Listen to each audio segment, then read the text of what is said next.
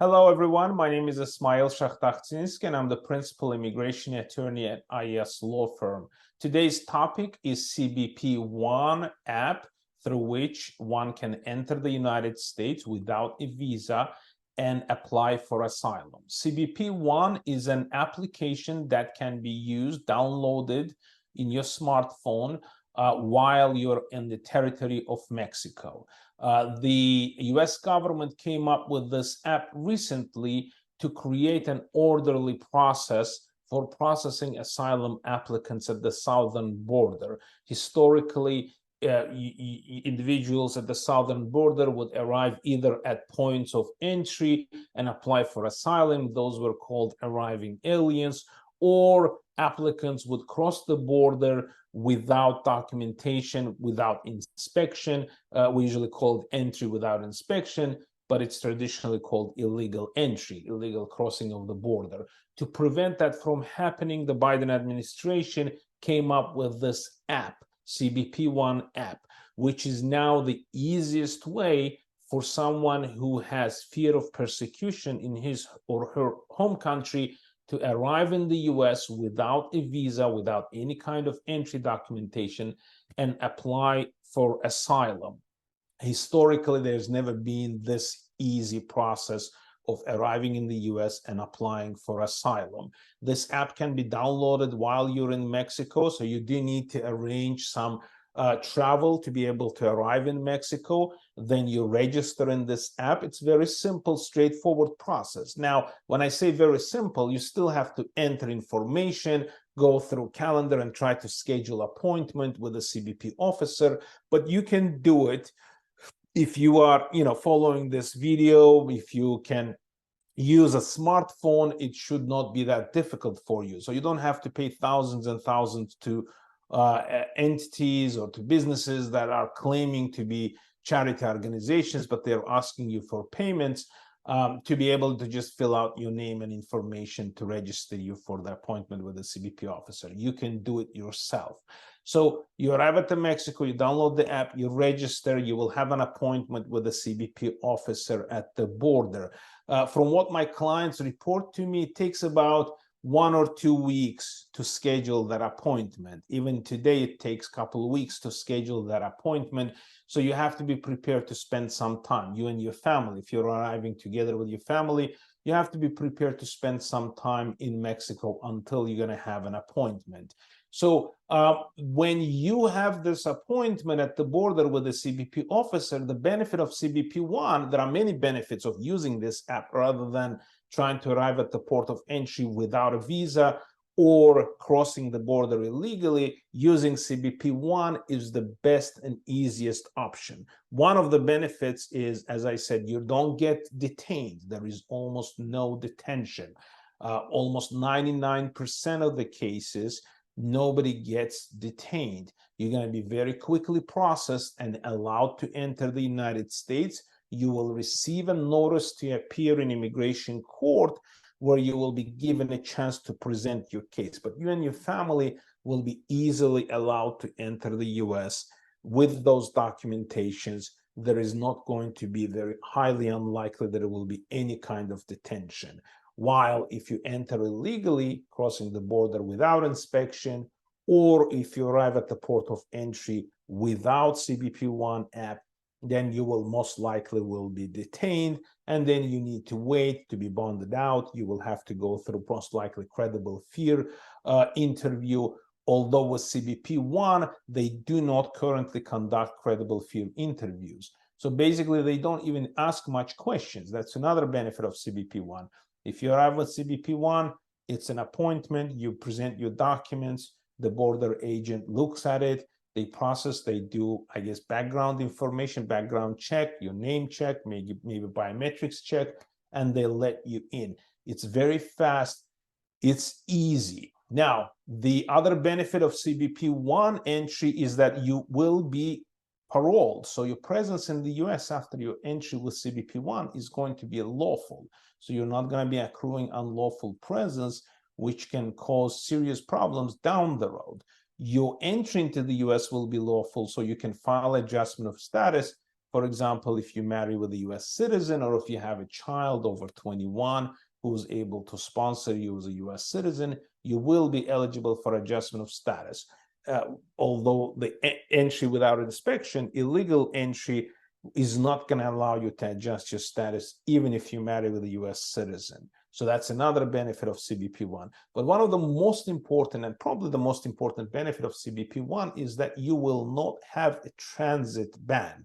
If you arrive at the port of entry, or if you cross the border without documentation, without inspection, there will be a transit ban applicable in your case. So when you prove your case in immigration court, you will have to demonstrate that you had reasons and excuses why you did not apply for asylum in the third countries through which you traveled, including Mexico. So you will have to affirmatively, you have a burden of proof to prove why you didn't apply for asylum. For example, you left your country and then you went to another country, you stayed there, then you arrived in Mexico. So now you have three places, your country, the third one, and Mexico. You have to demonstrate that you had some kind of fear of persecution, or that it was not safe for you to apply. Where with CBP One, that transit ban does not apply, at least as of now. So again, those are the benefits of CBP One. Entry, very fast, quick, lawful entry, lawful presence. Oh, and one more I forgot to mention is you can apply for employment authorization document immediately after you enter the US. So once you go through CBP One process, you will be paroled in the US and you can apply for employment authorization. You don't have to wait until you accrue 150 days after filing for asylum application. After filing asylum application, you can actually file for EAD, employment authorization, the day after you enter with the CBP One process. That's another benefit. So there are multiple benefits. There is no reason for anyone to arrive into the US undocumented, entering the United States without inspection. That's the worst thing to do. Now, to encourage the CBP One program, the administration also began criminally prosecuting those who enter without inspection. I currently have a client who, I don't know why, but they did it. Maybe they didn't know, but they did not use CBP One. They crossed the border. They were arrested. They were charged with federal crime. They were found guilty, and they spent time in federal prison. We're now handling his asylum case, but he had criminal case in federal court and spent time in federal prison for entering the United States without inspection. So it's really, really futile and wrong and unexplained. Why would anyone enter the US through any other means, except if you have a visa, unless, without any other means other than CBP One. So you should use that CBP. And this process is not going to permanently stay. This process can end anytime. There is a federal litigation currently going in courts where the Republicans, conservatives are trying to block this program, the CBP One program.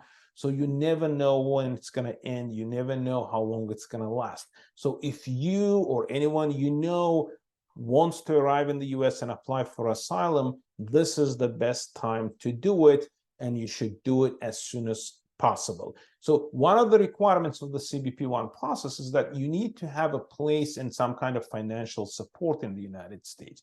So you need to have some kind of sponsor. There are private sponsors. There are people, it could be someone you know, it could be your relative, your friend, your acquaintance, your colleague, somebody who is in the United States who's basically saying, yes, in case if this person needs some financial support or a place to stay, I'm here, and I'll take care of this person. So you can find that sponsor, get their information, and you can enter that information in the CBP One when you register, and you will be processed, as I said, very fast. Now you can also find a commercial sponsor, or you can find a charity organization. There are plenty of sponsors online. You can look through their organizations that put together individuals with the refugees who are coming to apply for asylum. So there are multiple ways to find the sponsor. If you don't have a relative or close friend or someone in the US, don't get alarmed. It's not lost. There are still possibilities. So what kind of documents you need to have with you? That's one of the frequently asked questions. My recommendation is have as much documents as possible, but don't try to bring all of the originals with you. So what I mean by that is if your asylum case is based on the fact, for example, that you suffered some kind of injury or harm, physical harm, and you had medical treatment and you have medical records with you, don't bring the originals with you. Send the originals somehow, some other way to the US, to wherever you're coming, but bring copies. And the reason being is, notoriously the Customs and Border Patrol, Immigration and Customs Enforcement is known for losing documents. So sometimes I see people, although with CBP One, it hasn't happened that often, but with arriving aliens, it does. Anytime you're detained, then these documents get lost. So make sure you bring copies, and make sure you actually, if you're bringing an original, make sure you scan it beforehand so you have it in the cloud, in your email, or you email it to your lawyer. But prepare as many documents as possible, including your asylum story, your declaration, an explanation what happened to you and why you're claiming asylum. And here's why it's important. It's important because although currently at the border, the CBP officers don't question these applicants too much at the time of entry, but theoretically they can. So technically, they're supposed to conduct a credible fear interview. It's just with the amount of work they have, with the flow of the applicants at the southern border, they don't have enough time. And right now, as I said, my clients who arrive through CBP One process consistently report to me that they haven't been asked much questions about their case at all. But it's very possible, and it's also likely to happen in the future. So to prevent all this, and also you don't want to lose time after your entry into the US, you don't want to start from scratch preparing your case, my recommendation is to prepare as thoroughly as possible even before arriving in the US. So you have your written declaration, you can even have your asylum application prepared, evidence, country conditions, and have a lawyer, have your lawyer's information in case something goes wrong, if there is an issue, if they're conducting credible fear interview at the border, you want to have all of the information, including Form G28, for your lawyer to appear, so that officer who's going to be interviewing you at the border is going to have to contact your lawyer, call me on my cell phone, so I participate at your interview. And you want to be prepared for the interview in case if something happens, you get detained, or there is credible fear interview right there and then. You don't have time to prepare. You don't have time to talk to your lawyer or find a lawyer at that time. So find a lawyer. I will be happy to help you. I've been practicing immigration law, focusing on asylum cases, specifically now with the CBP One and asylum applicants at the southern border for more than 16 years. And I am a member of American Immigration Lawyers Association. We have a great staff. We have great law firm here near Washington, D.C., in Virginia. We represent clients all over the United States, including at the southern border. I frequently talk to clients, talk to the officers. I appear online at the hearings in immigration courts through video conferencing. I participate at the credible fear interviews. We prepare asylum applications, asylum declarations, gather documents, evidence to country conditions research. So even before you actually arrive in Mexico, you can contact the lawyer, you can hire us, we'll be happy to help you. The contact information is below. And if you like this video, if you find it informative, please press like and please subscribe to our channel. In our channel, we post video instructions, a lot of instructions about the way these procedures work, how to apply for asylum, what kind of evidence you can use for asylum, what are the steps. And it's not only limited to asylum cases, but any kind of immigration case. Down the road, once you get granted asylum, then you can file for permanent residency, for citizenship, sponsor your relatives. So all of these things, information about all of these steps, you can find in our channel. So please press like and please subscribe to our channel, and thank you for watching this video.